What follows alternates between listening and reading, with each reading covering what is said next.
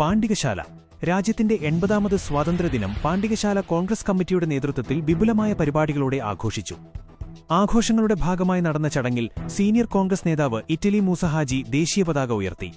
തുടർന്ന് നടന്ന ചടങ്ങിൽ വാർഡ് മെമ്പർ പാറക്കൽ ബഷീർ സ്വാതന്ത്ര്യദിന സന്ദേശം നൽകി. ടി.പി. അബ്ദുല്ലക്കുട്ടി, ഷബാബ് വക്കരത്ത്, പി. സൈനുദ്ദീൻ എന്നിവർ ചടങ്ങിൽ സംസാരിച്ചു. വളരെ ദേശാഭിമാനികളും സ്വതന്ത്ര പോരാളികളും ജീവൻ വഴിയർപ്പിച്ച് നൂറുകണക്കിന് ആയിരക്കണക്കിന് ആളുകളുടെ രക്തം ചിന്തി നേടിത്തന്ന ഈ സ്വാതന്ത്ര്യ ദിനം നമ്മളിന്ന് രാജ്യം ഭരിക്കുന്ന ഫാസിസ്റ്റ് ശക്തികളുടെ കൈകളിലാണ് എത്തി നിൽക്കുന്നത്. രാജ്യത്തിന്റെ സ്വാതന്ത്ര്യത്തെയും അതുപോലെ തന്നെ ബ്രിട്ടീഷുകാരോട് പൊരുതി ഏറ്റുവാങ്ങി സ്വാതന്ത്ര്യത്തിന് ശേഷം ഉണ്ടാക്കിയ ഒരു ഭരണഘടനയുണ്ട്.